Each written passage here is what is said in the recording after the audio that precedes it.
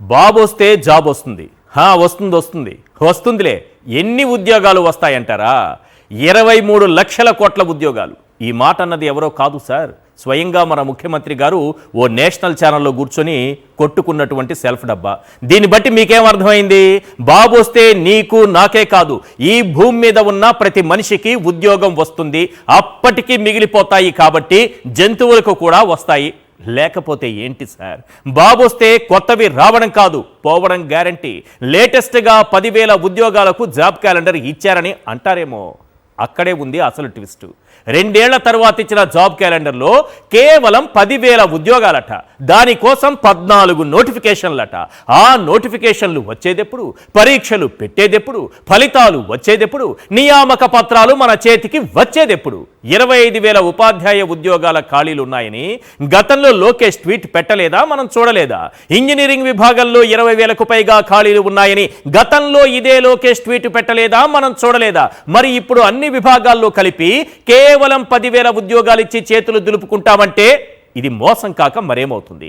బాబు వస్తే జాబు రావడం కాదు, జాబు పోవడం గ్యారంటీ. ఉన్న ఉద్యోగాలకు ఎసరు పెట్టేస్తూ కొత్త ఉద్యోగాలు ఇవ్వకుండా దేశంలోనే ఆంధ్రప్రదేశ్ను అన్ఎంప్లాయ్మెంట్లో టాప్లో నిలిపిన ఘనత మన చంద్రబాబుకే దక్కుతుంది. బాబు వచ్చాక పీకేసిన ఉద్యోగాలు ఎన్ని? ఇచ్చిన ఉద్యోగాలు ఎన్ని? బాబు వస్తే జాబ్ వస్తుందా? బాబు వస్తే జాబు పోతుందా? క్లియర్గా ఓ 10 పాయింట్లలో మీకు చెబుతాను, వినండి. 2024 మార్చి నాటికి ఒక కంపారిజన్ తీసుకుందాం సార్. జగన్మోహన్ రెడ్డి గారు ముఖ్యమంత్రిగా ఉన్న కాలానికి ఇప్పుడు చంద్రబాబు నాయుడు గారు 22 నెలల కాలంలో ఉద్యోగాల సంఖ్య ఏ రకంగా ఉంది అన్నది.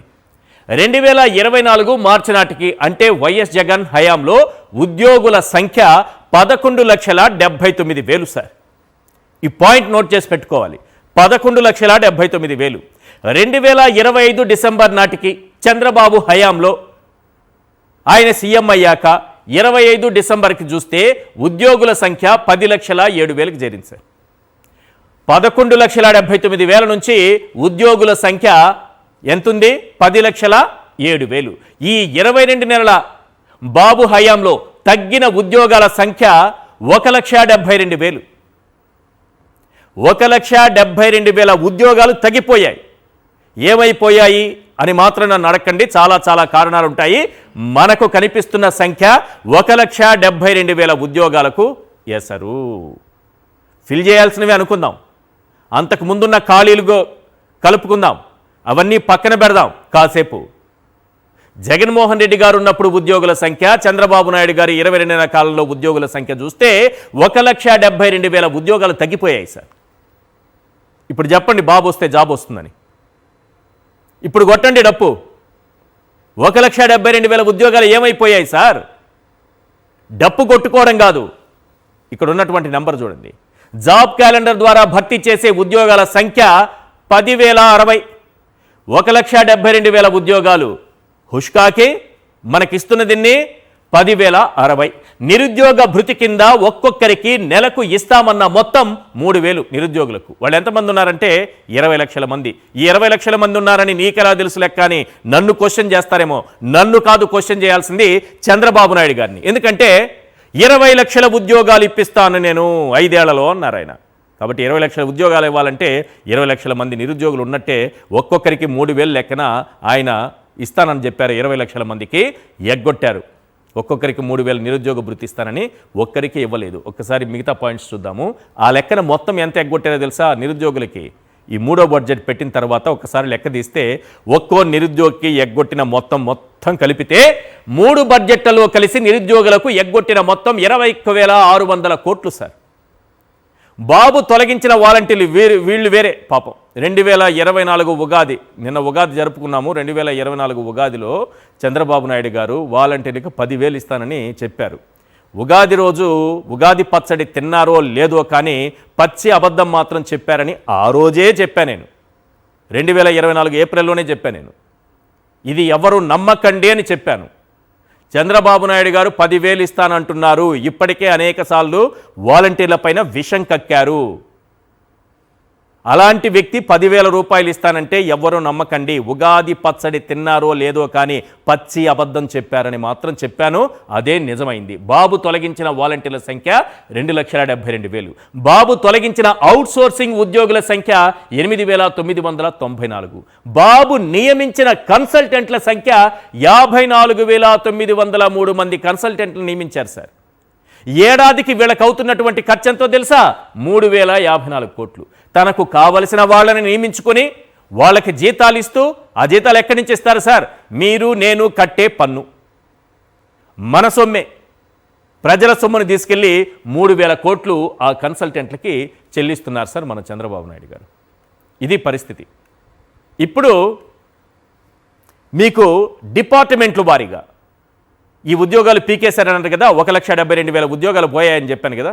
ఏ రకంగా డిపార్ట్మెంట్ల వారీగా తగ్గుతూ వచ్చిందనేది ఒక్కసారి స్క్రీన్ పైన చూపిస్తాను, చూడండి సార్. డిపార్ట్మెంట్ వారీగా ఒక్కసారి చూపించండి, క్లియర్గా అర్థమవుతుంది. అప్పుడు ఏ డిపార్ట్మెంట్లో ఏ రకంగా. ఎస్, గత 22 నెలల్లో ఖాళీ అయిన ఉద్యోగాలు జిల్లా ప్రజా పరిషత్ 31/3/2024 వరకు, అంటే జగన్మోహన్ రెడ్డి గారు సీఎంగా ఉన్నప్పటికీ 54,248 మంది ఉద్యోగులుంటే జిల్లా ప్రజా పరిషత్లో, తరువాత చంద్రబాబు నాయుడు గారు 31/12/2025 నాటికి 52,730కి తగ్గింది సార్ జిల్లా ప్రజా పరిషత్. ఇప్పుడు మండల ప్రజా పరిషత్, ఇందులో చూడండి ఒకసారి. జగన్మోహన్ రెడ్డి గారి హయాంలో 73,916 మంది ఉన్నారు. చంద్రబాబు నాయుడు గారు ముఖ్యమంత్రి అయిన తర్వాత ఆ సంఖ్య 72,317కు పడిపోయింది సార్. నెక్స్ట్ మున్సిపల్ శాఖ. మున్సిపల్ శాఖలో 22,354 ఉంటే ఇప్పుడు అది 21,140కి పడిపోయింది సార్. నెక్స్ట్ మిగతా శాఖలు కూడా ఒకసారి చూద్దాం. Yes, clear. గ్రామ సచివాలయం.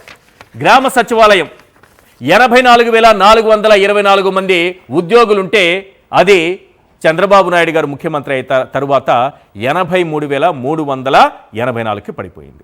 నెక్స్ట్ ఆర్టీసీ 47,904 మంది ఉద్యోగులుంటే 46,086కు ఆ సంఖ్య పడిపోయింది. ఎన్ని ఉద్యోగాలు పోయాయి చూడండి సార్ లెక్క. బాబు వస్తే జాబ్ వస్తుందా, జాబ్ పోతుందా? మీరే డిసైడ్ చేయండి. అంగన్వాడీ వర్కర్లు 1,04,834 చంద్రబాబు నాయుడు గారు ముఖ్యమంత్రి అయిన తర్వాత అదేం చిత్రమో కానీ బాబు వస్తే జాబ్ వస్తుందంటారు కానీ 1,01,674కు పడిపోయింది సార్. నెక్స్ట్ విఆర్ఏలు, ఆశా వర్కర్లు, గిరిజన కమ్యూనిటీ, దీనికి సంబంధించి చూద్దాం సార్. జగన్మోహన్ రెడ్డి గారు ఉన్నప్పుడు 19,406 మంది ఉంటే చంద్రబాబు నాయుడు గారు ముఖ్యమంత్రి అయిన తర్వాత 31/12/2025 నాటికి అది 17,652కి పడిపోయింది సార్. నెక్స్ట్ 42,383 మంది ఆశా వర్కర్లు ఉంటే ఆ సంఖ్య 41,056కు పడిపోయింది సార్. గిరిజన కమ్యూనిటీ 2,402 ఉంటే జగన్మోహన్ రెడ్డి గారు ముఖ్యమంత్రిగా ఉన్నప్పుడు ఆ సంఖ్య 1,872కి పడిపోయింది సార్. ఇంకా గోపాలమిత్ర 2,486 మంది ఉన్నారు సార్, అది 1,801కి పడిపోయింది సార్. చివరిగా అవుట్ సోర్సింగ్ సార్, ఇది ఒక్కసారి చూడండి. చంద్రబాబు వస్తే జాబు పోవడం గ్యారంటీ. పదే పదే చెబుతున్నా, లెక్కలతో సహా వివరిస్తున్నా, ఏ ఏ డిపార్ట్మెంట్లో ఏ రకంగా జాబులు పోయాయో చెబుతున్నా. వాలంటీర్లు కాకుండా ఇవన్నీ రైట్. 96,675 అవుట్ సోర్సింగ్ ఉంటే చంద్రబాబు నాయుడు గారు సీఎం అయిన తర్వాత 87,681కి అది పడిపోయింది సార్. అంటే మొత్తంగా ఎక్కడెక్కడ ఏ రకంగా మనం ఉద్యోగాలు తొలగించాలో ఆ రకంగా ఉద్యోగాలు తొలగించుకుంటూ వెళ్ళిపోతున్నాం. ఒకసారి జగన్మోహన్ రెడ్డి గారు ముఖ్యమంత్రిగా ఉన్నప్పుడు ఇచ్చినటువంటి ఉద్యోగాలు ఎన్ని అనేది కూడా ఒకసారి స్క్రీన్ పైన చూద్దాం ప్లీజ్. ఒకసారి చూపించండి. జగన్మోహన్ రెడ్డి గారు సీఎం అయిన తర్వాత కల్పించినటువంటి ఉద్యోగాల సంఖ్య. ఎస్, నేను చెప్తాను. ఇవి ఇంతకుముందు మనం చూస్తుంది జిల్లా పరిషత్, మండల పరిషత్, మున్సిపల్, గ్రామ సచివాలయం, ఆర్టీసీలో ఎట్లా తగ్గుతూ వెళ్ళిందన్నది. జగన్మోహన్ రెడ్డి గారు ముఖ్యమంత్రి అయిన తర్వాత 5 ఏళ్ల కాలంలో ఇచ్చినటువంటి ఉద్యోగాల సంఖ్య క్లియర్గా చెప్తున్నా, point to point, regular, contract, out sourcing మొత్తం కలిపి 6,03,756 సార్. 6,03,756 ఉద్యోగాల కల్పన జరిగింది. గ్రామ వార్డు సచివాలయాల్లో 1,21,518 ఉద్యోగాలు ఇచ్చారు సార్. ఇంకా చాలా డిపార్ట్మెంట్లు ఉన్నాయి. గ్రామ వార్డు వాలంటీర్లు వాళ్ళని తీసుకుంటే 2,59,565 ఒకేసారి కల్పించడం జరిగింది. మొత్తం పోస్టులు వాళ్ళని ఇవ్వడం జరిగింది. ఇది కాకుండా రెగ్యులర్ ఉద్యోగాలలో రవాణా, రోడ్డు మరియు భవనాలు ఆర్టీసీకి సంబంధించి 51,300, ఇక్కడ చూడండి 387 ఇవి. ఇలా కాంట్రాక్ట్, రెగ్యులర్, అవుట్సోర్సింగ్ ఇవన్నీ కలిపి 6,03,756 ఉద్యోగాలు జగన్మోహన్ రెడ్డి గారు కల్పించి ఈ దేశంలో ఉద్యోగ కల్పనలో ఒక రికార్డు సృష్టిస్తే ఒకేసారి 1,32,000 ఉద్యోగాలు ఒకేసారి ఒక్క షాట్తో ఆయన ఉద్యోగాలు కల్పించి ఒక రికార్డు సృష్టిస్తే చంద్రబాబు నాయుడు గారు చివరిగా చెప్తున్న ఒక పాయింట్, చంద్రబాబు నాయుడు గారు కూడా ఒక రికార్డు సృష్టించారు. ఏం రికార్డు అని ఆశ్చర్యపోకండి, ఒకసారిగా స్క్రీన్ పైన చూద్దాం. ఈ దేశంలోనే ఆంధ్రప్రదేశ్ను చంద్రబాబు నాయుడు గారు టాప్ పొజిషన్లో నిలబెట్టారు సార్. ఎందులో తెలుసా? నిరుద్యోగంలో టాప్లో నిలబెట్టారు. ఈ దేశ యావరేజ్ కంటే ఆంధ్రప్రదేశ్ యావరేజ్ మనకు అందనంత ఎత్తులో ఉంది. ఒక్కసారి నిరుద్యోగ రేటు చూపించండి సార్. ఇది నేను చెప్తున్నది కాదు, డిసెంబర్లో రాజ్యసభలో కేంద్రం ఇచ్చినటువంటి డేటా, కేంద్రం వెల్లడించినటువంటి వివరాలు. కొన్ని రాష్ట్రాలు మాత్రమే ఎగ్జాంపుల్ తీసుకొని చెప్తున్నా. అన్ని రాష్ట్రాల వివరాలు నా దగ్గర ఉన్నప్పటికీ కూడా కొన్ని రాష్ట్రాలు కొన్ని ఎగ్జాంపుల్స్తో మీకు చెబుతున్నా సార్. గుజరాత్ 2.2%, ఉత్తరప్రదేశ్ 5.9%, బీహార్ గురించి మాట్లాడుతుంటాం మనం. బీహార్ చాలా బాగుంది, ఒకసారి చూడండి 4.8%, తమిళనాడు 5.7%, తెలంగాణ పొరుగునే ఉన్నటువంటి తెలంగాణ 5.7%, ఒడిశా 4.5%, ఛత్తీస్గఢ్ 5.6%.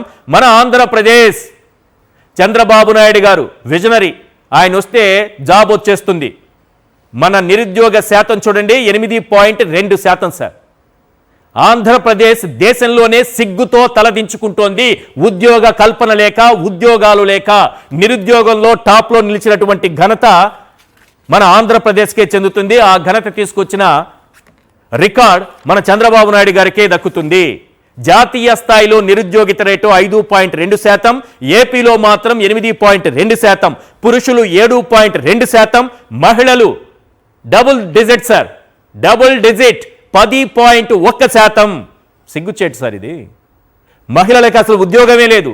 ఏ రాష్ట్రంలో అంటే ఆంధ్రప్రదేశ్లో 10.1% నిరుద్యోగిత రేటు ఆంధ్రప్రదేశ్లో ఉంది. అధికారంలోకి వస్తే 20 లక్షల ఉద్యోగాలు అన్నారు, 3,000 రూపాయల నిరుద్యోగ భృతి అన్నారు.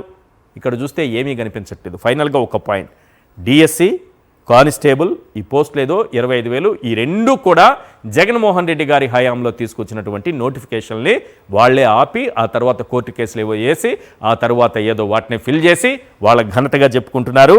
చంద్రబాబు నాయుడు గారు 6,28,387 ఉద్యోగాలు ఆల్రెడీ ఇచ్చేశామని అసెంబ్లీలో చెబుతున్నారు. అసలు నిజంగా ఇచ్చారా అన్ని ఉద్యోగాలు? వీటన్నిటిపైన క్లియర్గా మాట్లాడుకుందాం.